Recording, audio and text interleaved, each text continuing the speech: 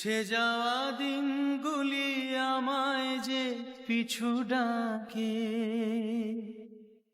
স্মৃতি যেন আমারে হৃদয়ে বেদনা রঙে রঙে ছবি আঁকে।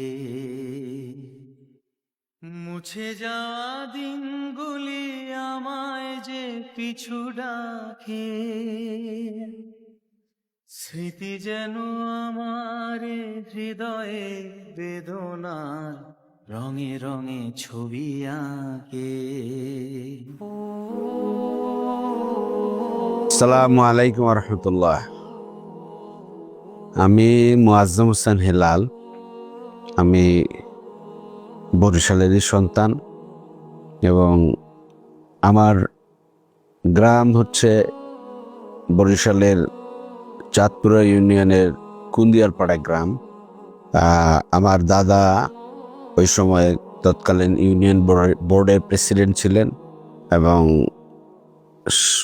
যেটাকে এখন ইউনিয়ন পরিষদের চেয়ারম্যান বলা হয়, সেই পরিবারে আমার জন্ম। আমার আব্বা উনি ব্যবসায়ী ছিলেন।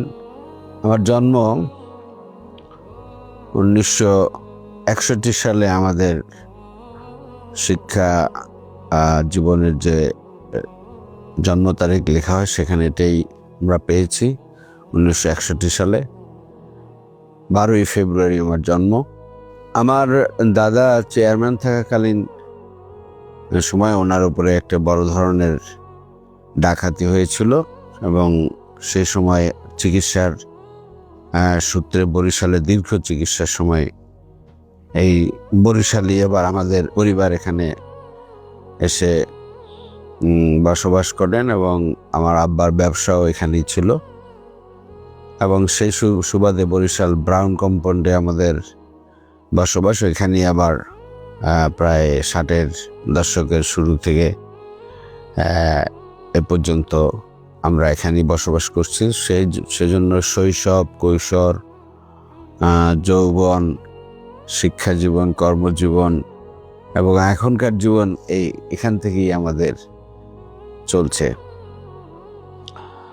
তো এই জন্য গ্রামীণ জীবনটা আমি অতটা না পেলেও এই ব্রাউন কম্পাউন্ডে বসবাস এবং সেই সুবাদে আমার বাড়িতে যাতায়াত যোগাযোগের মাধ্যমে গ্রাম এবং শহরের একটা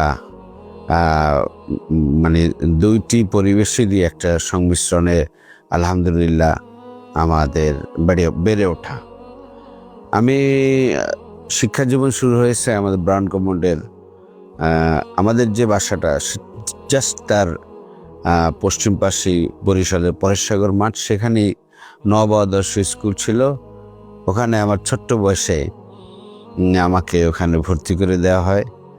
এর মধ্যে আমার আব্বা তখন এই বরিশাল ব্রাউন কম্পাউন্ডে মসজিদ এবং স্কুল প্রতিষ্ঠার একটা উদ্যোগ গ্রহণ করেন। আলহামদুলিল্লাহ আজকে বরিশাল ব্রাউন কম্পাউন্ডে মসজিদ নেই, এখানে সমাজ। তো আমার মনে হয় যে এখানে ক্লাস 2-তে এই স্কুল দি বরিশাল প্রাইমারি স্কুল এখানে জাস্ট প্রতিষ্ঠা লগ্ন থেকেই আমাকে ভর্তি করে দেওয়া হয় এবং এখানে আমি 2, 3 এবং 4 এই পর্যন্ত লেখাপড়া করি। তখন আমার দাদাও জীবিত আছেন, অনেক বয়োবৃদ্ধ ছিলেন, কিন্তু একজন তিনি সমাজসেবক এবং জনপ্রতিনিধি ছিলেন। তার নাম হচ্ছে মাহমুদ এফরাজ উদ্দিন মুন্সি। তাকে হয়তো এখনকার প্রজন্ম অনেকেই চেনবে না, কিন্তু তিনি আমাদের এই ব্রাউন কম্পাউন্ড এলাকায় সকলের নানা হিসেবে পরিচিত ছিলেন। এই জন্যে যে আমার ফুফাতো ভাইরা অর্থাৎ আমার ফুফুদের ছেলে মেয়ে যারা তারা নানা বলতো, আমরা ছোট ছিলাম আর তারা বড় ছিল, এইভাবে আমার দাদা সকলের নানা হয়ে যান আর কি। এরপরে আর একটু ভালো স্কুলে যাব, সেজন্য উদয়ন স্কুলে আমাকে ভর্তি করে দেওয়া হয়। ওই উদয়ন স্কুলের পাশে আমার আব্বার ব্যবসা প্রতিষ্ঠান ছিল, ফখরুদ্দিনের সস। আমার আব্বার নাম ফখরুদ্দিন আহমেদ। বরিশালের সর্বশ্রেণীর মানুষের কাছে একটু পরিচিত এবং বেশ তৎকালীন সময়ের মধ্যে একটা সুপরিচিত কাপড়ের দোকান আমার আব্বার ছিল।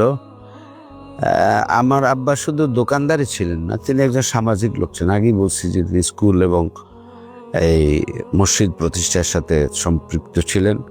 তিনি শশিনার যে তৎকালীন সময় পীর সাহেব হজরত মাওলানা আবু জাফর মোহাম্মদ সালেহ সাহেব রাহিমাহুল্লাহ এবং তার পূর্বসূরি জনাব শাহ নিসার উদ্দিন রাহিমাহুল্লাহ, ওনাদের সাহচর্যধন্য ছিলেন। এডিসি সাহেব ছিলেন আব্দুর রব সাহেব, ওখানে ডিডিপিএ সাহেব ছিলেন, ওনাদের ওখানে আব্বার সাথে যেতাম। এবং এই সমস্ত জায়গায় এই সমস্ত বড় বড় ব্যক্তিত্বের সাথে আব্বার যে ডিলিং, সেগুলোর মধ্যে দিয়ে আমি মানে অনেক কিছু তাদের শিখেছি। এবং আব্বার নিঃস্বার্থভাবে এই সমস্ত প্রতিষ্ঠান গড়ার যে ত্যাগী ভূমিকা, সেটা মানে ছোট্ট শিশু বয়সে দেখলে ওটার একটা ছাপ আমি পারিবারিকভাবে উপলব্ধি করেছি। আব্বা ওই সমস্ত কর্মকর্তাদের সাথে বিভিন্ন সময় শহরের ভিতরে যেতেন, গাড়ি করে যেতেন, আমিও তার সাথে সাথী হতাম। তো এগুলো আমার জন্য একটু খুব মানে একটা ভালো একটা আনন্দঘন অভিজ্ঞতা ছিল এবং এটা অনেক শিক্ষা আমি পেয়েছি। আমরা 8 ভাই বোন। 8 ভাই বোনের মধ্যে আমার আগে 4 ভাই বোন। আমার বড় ভাই আলহামদুলিল্লাহ আজকে তার পরিবারটা অনেক ব্রাইট। আর পরবর্তী আমার 3 বোন। এই 3 বোনের পরে আমি চতুর্থ নম্বর ভাই, মানে পঞ্চম সন্তান ছিলাম। স্ত্রী আমার জীবন সঙ্গিনী আলহামদুলিল্লাহ, মানে সুশিক্ষিত পিতামাতার সন্তান ছিলেন। আমার শ্বশুর, তিনি সরকারি একজন কর্মকর্তা ছিলেন। আর আমার শাশুড়ি ছিলেন বরিশাল সদর ক্লাস স্কুলের টিচার ছিলেন। অত্যন্ত বিদুষী মহিলা ছিলেন। আর আমার স্ত্রীও সে অত্যন্ত মানে দক্ষ হাতে দায়িত্বশীলতার সাথে সে আমার পরিবারকে সামলাইছে। বিশেষভাবে মানে 12, 13, 14, 15, 16, 17 তো পেশায়ও যেতে পারেনি বলতে পারেন, সংসারের দিকেও নজর আইন কামে নজর দিতে পারিনি। আমি শুকরিয়া জানাই, আল্লাহ তাআলাই সবকিছু রহমের মালিক, কিন্তু সে এখানে খুবই মানে দায়িত্বশীলতার সাথে এবং ধৈর্যের সাথে প্রজ্ঞার সাথে সেটা সামলিয়েছে। আমার জীবন সঙ্গিনী আলহামদুলিল্লাহ, সে কলেজে অধ্যাপনা করে। সে মানে এই পরিবারের জন্যই সে সবই আপনার ব্যয় করে দিয়েছে সেটা। আর এমন শুধু আমার পরিবার, মানে আমার স্ত্রী নয়, আমার গোটা পরিবার পাশে থেকে তারা ভূমিকা রেখেছে। আমার ছেলে সাজিদ আব্দুল্লাহ, সে সর্বশেষ নর্থ সাউথ ইউনিভার্সিটি থেকে সে computer science and engineering complete করেছে। তো ওখানে তো অনেক টাকা পয়সা দরকার হতো, বিশেষভাবে 10 সাল থেকে 13 সাল পর্যন্ত সে ওখানে পড়েছে, যে সময়টায় অনেক টাকা পয়সার দরকার হতো। তো এটা তো আমাদেরকে চালাইতে হয়েছে এবং একটা সিংহভাগই চালিয়েছে আলহামদুলিল্লাহ। সেখান থেকে সে লেখাপড়া শেষ করে এখন তো পেশা জীবনে আছে। আমার বড় বোন বিয়ে হয়েছে খুবই এনলাইটেন্ড একটি পরিবারের সাথে। তিনি সর্বশেষ ইডেন কলেজ থেকে হিস্ট্রি ডিপার্টমেন্ট চেয়ারম্যান হিসেবে রিটায়ারমেন্টে আসেন। আমার তৎকালীন সময়ে তিনি জাস্ট, আমার বোন তখন গ্রাজুয়েশন করে বিয়ে হয়েছে 1-2 বছর, তার ছোট্ট একটা বাচ্চা ছিল তখন, এবং পরে আরও একটা বাচ্চা আসছে। কিন্তু তার আগেই আমাদের দুলা ভাই তাকে পাখার মিরা নিয়ে যায়। দর্শনা কলেজে তিনি অধ্যাপনা করতেন। পাখার মিরা নিয়ে গেলে পরে এটা একটা মারাত্মক বিপর্যয়, এবং তিনি আর কোনোদিন ফিরে আসেন নাই। এই যে আর ফিরে আসলেন না, এটা একটা বিরাট, আমার ওই বোনের জন্য, আমাদের পরিবারের জন্য একটা কষ্টের সময় ছিল। সেই জন্য আমি দেখছি যে বরিশালে অনেক ক্ষতিগ্রস্ত পরিবারের কথা বলে, কিন্তু আমাদের পরিবারটা ছিল স্বাধীনতা যুদ্ধে সবচাইতে বড় একটি ক্ষতিগ্রস্ত পরিবার, এবং আমার আব্বা মানে বিভিন্নভাবে উদ্ধারের চেষ্টা করেছেন। ওই সময় আমাদের ব্যবসারও অনেক চাপ সৃষ্টি হয়েছে, এবং পাক আর্মিরা একসময় দেখলাম যে মানে আমাদের ব্যবসা প্রতিষ্ঠানে এসেও মানে তার একটু তার ক্ষমতা প্রয়োগের অপপ্রয়োগের চেষ্টা করেছে। তো সে সময় আব্বার উপরে একটা ঝুঁকি গেছে আর কি। এই সময় আমি আবার জেলা স্কুলে আমাকে মানে ভর্তি হই। আমি এই ক্লাস 7 থেকে জেলা স্কুল পর্যন্ত এসএসসি পাস করি। তো এই সময় জেলা স্কুলে ইন্টারভিউ দিয়ে আসাটা আমার জন্য একটা টার্নিং পয়েন্ট ছিল, এবং বিশেষভাবে আমার অনেক আত্মীয় স্বজন যারা তারা বলছে যে জেলা স্কুলে ভর্তি হতে পেরেছে তো খুবই ভালো আর কি, আলহামদুলিল্লাহ। তো সেইভাবে এখান থেকে জেলা স্কুল থেকে এসএসসি করি। তারপরে তো সরকারি বিএম কলেজ থেকে ইন্টারমিডিয়েট করি, সরকারি বিএম কলেজ থেকে তারপরে এখানে অনার্স করি ইকোনমিক্সে, মাস্টার্স করি ইকোনমিক্সে। পরবর্তীতে ঢাকা বিশ্ববিদ্যালয়ে পুষ্টিবিজ্ঞানে ভর্তি হই, এবং সেখানে পুষ্টিবিজ্ঞানে সেটা আরেকটা হিস্ট্রি। পুষ্টিবিজ্ঞান ভর্তি থাকাকালীন সময় ডাকসুর নির্বাচন করি, এবং ডাকসুর প্যানেল তৎকালীন সময় 1988-89-তে যে ডাকসু প্যানেল শামসু আমিন পরিষদ, সেখানে আমি পরিবহন সম্পাদক পদে নির্বাচন করি। এরপরে কর্মজীবনে প্রবেশ করি, এবং কর্মজীবনে প্রবেশের সাথে সাথে লেখাপড়া একটা চালাই যায়, এবং এলএলবিটা করি। এলএলবি করার পরে তো প্রফেশনে যুক্ত হয়ে বরিশালে ধারাবাহিকভাবে আইন পেশায় যুক্ত হই। যারা ধারণা করে যে অনেক বেশি, সবচাইতে কম আয়ের মধ্যে আমি ছিলাম। আমার কাছে একজনে নিয়ে আসছে যে আপনি একটু ফোন করে দেন, আপনাকে মাসে আমি অন্তত 30 লক্ষ টাকার আয়ের ব্যবস্থা করে দেব, খালি শুধু ফোন করবেন। আমি বললাম ভাই আমি তো ফোন করিনি, আমি পারবো না, আমাকে আনবেন, সহযোগিতা দেওয়ার মতো যা দরকার সেটা আমি চেষ্টা করব। আলহামদুলিল্লাহ সে আমার কাছ থেকে এরকম কোনো সুযোগ সুবিধা কেউই পায় নাই, পাবে না।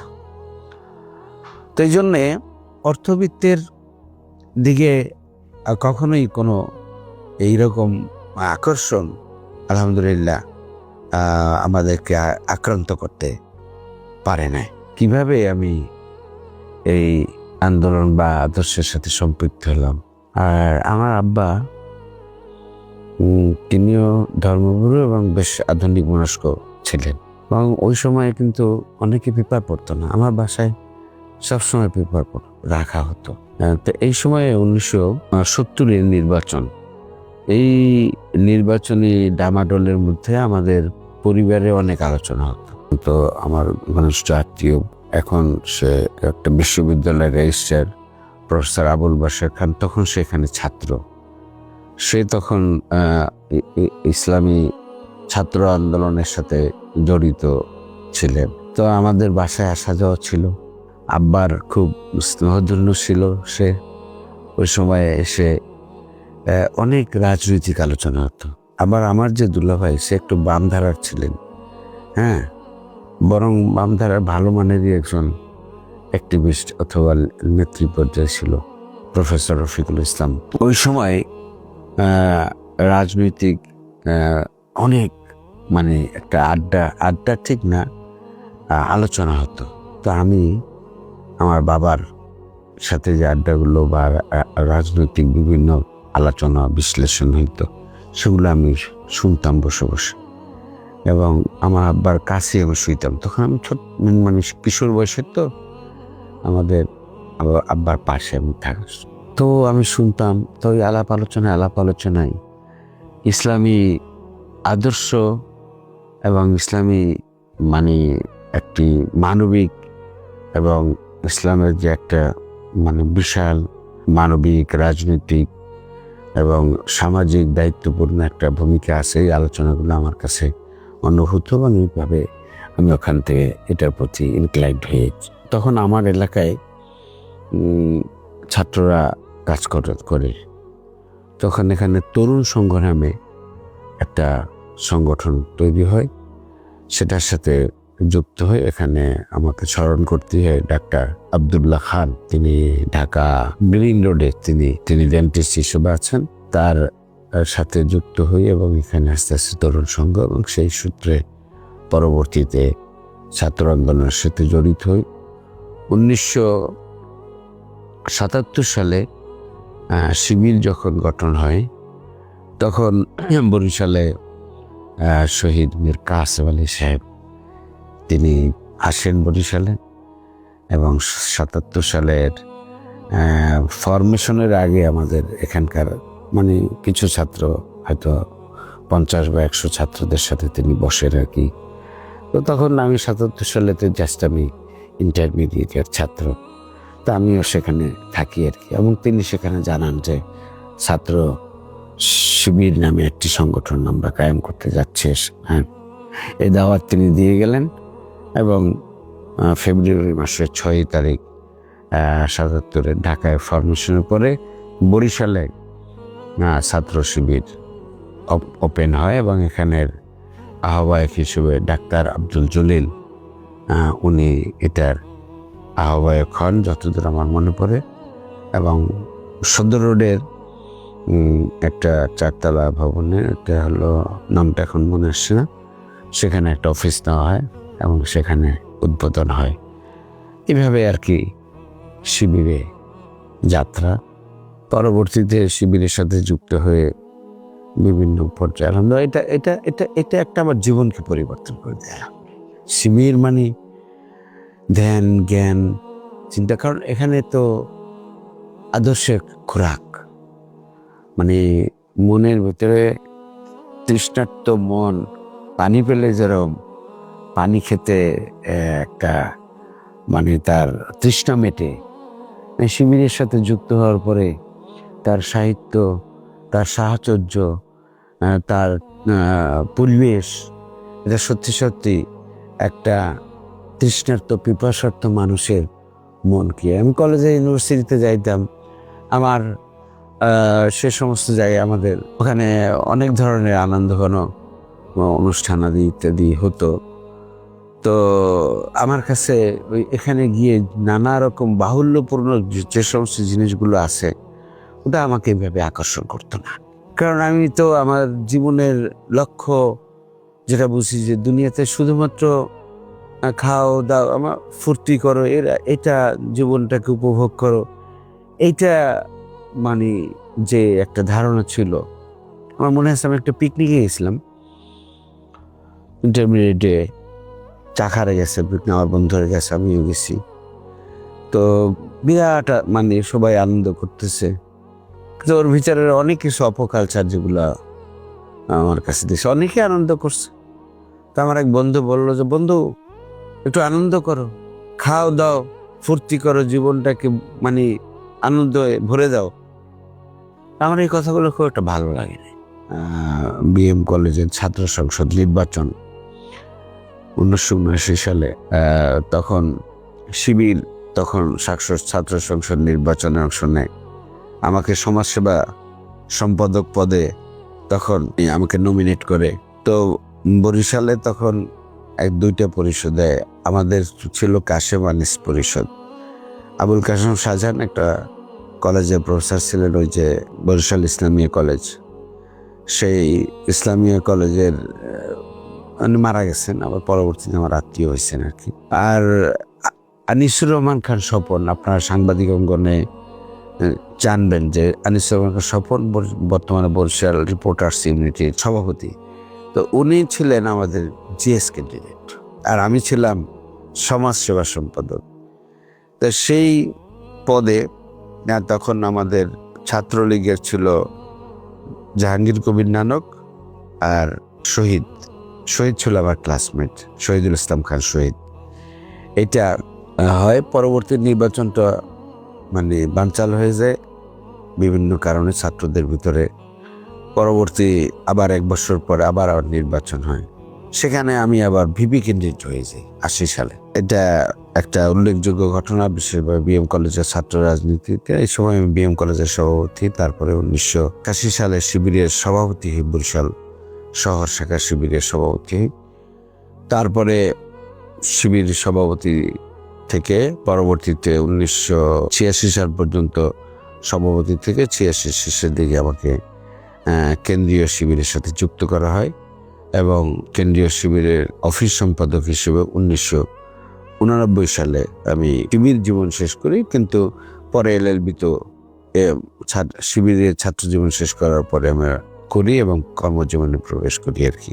90 সালের আন্দোলন শুরু হয়, তখন জাস্ট আমি ইমিডিয়েট আফটার মানে স্টুডেন্ট লাইফ আর কি আমার কর্মজীবনে এবং রাজনৈতিক জীবনে প্রবেশ করি। সেই আন্দোলনে বরিশাল কেন্দ্রিক কার্যক্রমের সাথে জড়িত কাজ করছি। বরিশাল মহানগরী তো তখন হয় না, এখন পৌরটা ছিল। পৌর আমির হিসেবে আমি 92 সালে নির্বাচিত হই এখানে। পৌর আমিরের পরে আমি এখানে জেলা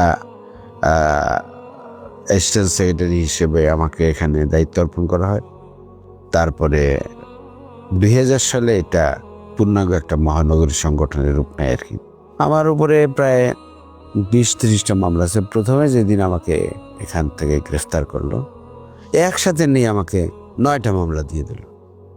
আমি কোর্টে ছিলাম, কোর্ট থেকে আসছি বরিশালের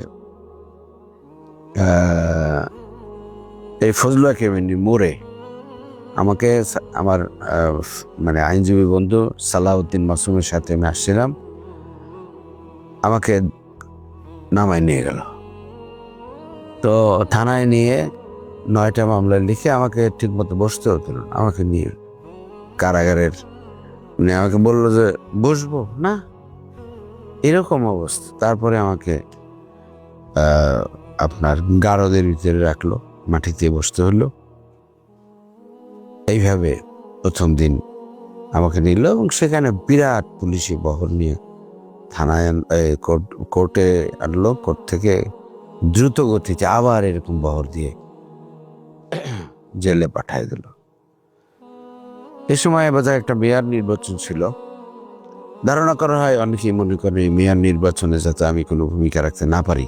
2013 সালের ঘটনা, আমাকে সেই সময় আটকায় রাখা হয় আর কি। যাই হোক, আমি জামিন পাই, আবার নতুন একটা মামলা দেওয়া হয়, জামিন পাই, নতুন একটা মামলা দেওয়া হয়। এইভাবে সম্ভবত সেই সময় 12টা মামলা হয়ে গেল, 9টা থেকে আরো 12টা মামলা হয়ে গেল। তা তারপরে অবশেষে আমি মানে মুক্ত হলাম। মুক্ত হওয়ার পরে এরপরে 13 সালের শেষ দিকে আমাদের আন্দোলন যখন তুঙ্গে 13 সাল, তখন এই বাসায় আমি যেখানে বসে আপনার কথা বলছি, পাহাড়ে মানে এই পাড়ার লোকরাও যেন ঘুমাইতে পারতেছে না, এলাকার লোকরা। হ্যাঁ, দিনের পর দিন বিরাট বহর নিয়ে আসতেছে, আতঙ্কিত একটা পরিবেশ। হ্যাঁ, তো এভাবে বাসায় আমার একটা কিছু দেশের মধ্যে কর্মসূচি দিলেই সেই সমস্ত কর্মসূচিগুলো মানে মোকাবেলা করার জন্য আমাকে টার্গেট তারা করা হতো। আর অন্যান্য জায়গায় তো ধরপকড় চলতেই আছে। তা বাসায় এসে হামলা করা হতো, সারা বাড়ি তল্লাশি করে হয়রান করে ফেলেছে তারা। হ্যাঁ, তো এইভাবে আর একদিন দুপুরবেলা ওরা টার্গেট করে আসছে, মানে প্রত্যেকটা ঘরে, এবং একটি ঘরে গিয়ে মহিলারা গোসল করছেন, তারা বাথরুমে ছিলেন। বলা হয়েছে মহিলা বলছে না, তারপরেও দেখতে হবে। তারপরে টোকা দিয়ে নিশ্চিত হওয়ার পরে তারা সেখান থেকে গেছে। রাতে ঘন্টার পর ঘন্টা গেছে, বলছে না সে বাসায় নাই, সে আপনারা আসছেন, চলেও যেতে পেরেছে সে। তারপরে মহিলা পুলিশ এনে তারপরে বাসার প্রত্যেকটা ঘরে তল্লাশি করে, এমনকি খাটের নিচ পর্যন্ত তল্লাশি করেছে। এরকম একটি আতঙ্কজনক পরিবেশ মাসের পর মাস তারা বিরাজ করছে। 14ই আগস্ট, 15ই আগস্টের আগের দিন। তো সেই সময় আপনার ওখানে আমাদের হঠাৎ নায়েবে আমির বজলুর রহমান বাচ্চু ভাইয়ের বাসায় আমার 22 জনকে একসাথে গ্রেপ্তার করে নিয়ে আমাদেরকে আটক করা হয় এবং আমাদের বিরুদ্ধে রাষ্ট্রদ্রোহ মামলা দিয়ে দেওয়া হয়। দেখেন, মনে হচ্ছে আপনারা এখানে বসেন কেন, পুলিশ অফিসার বলে বসে কেন, আমরা রাজনৈতিক দল, আমরা অফিসে বসতে পারি না, আমরা একটা বাসায় তো বসবো। অসুবিধা কি? আমার বাসায় আমি বসবো, আমার নেতাদের বাসায় আমি বসবো। বলছে আপনি যদি অ্যালাউ করেন না, অ্যালাউ করে না, আমরা কি অন্যায় করতেছি?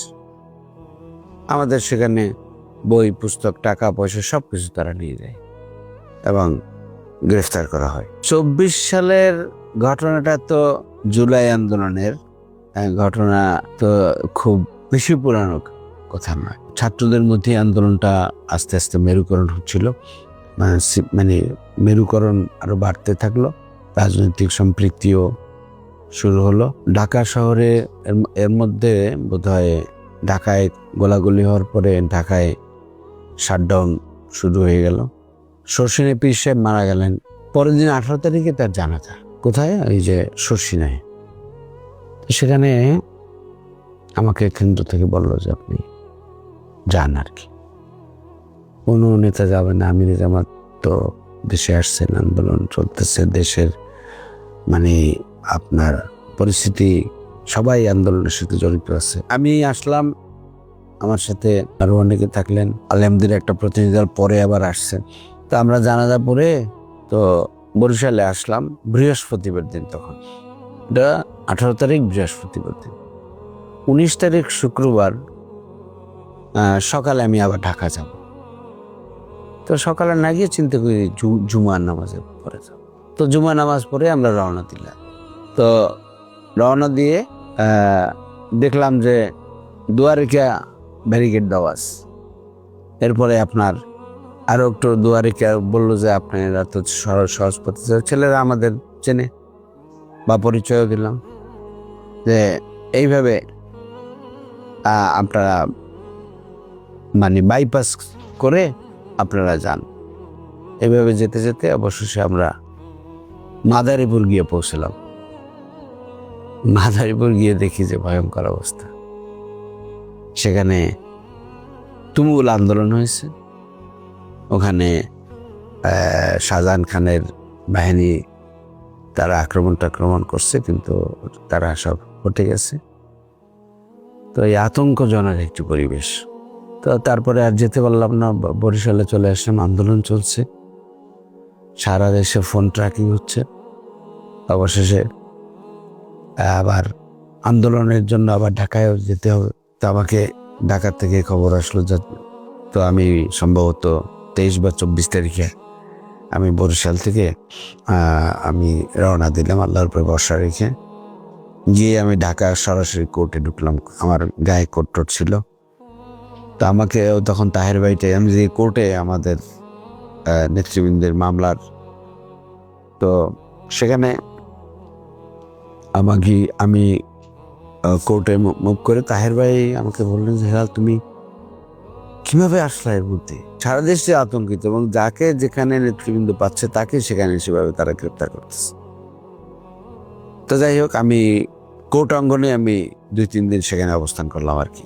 মানে সেখানে থাকা খাওয়া ইত্যাদি নানা রকম পরিবেশগত সমস্যা থাকলে ওখানে থাকলাম, থেকে নানা রকম যোগাযোগ অব্যাহত রাখলাম। তারপরে ঢাকা শহরে বিভিন্নভাবে আন্দোলন সংগঠিত করার ক্ষেত্রে আমাদের যে সমস্ত কার্যক্রম আছে সেগুলোর সাথে জড়িত থেকে কাজ করলাম।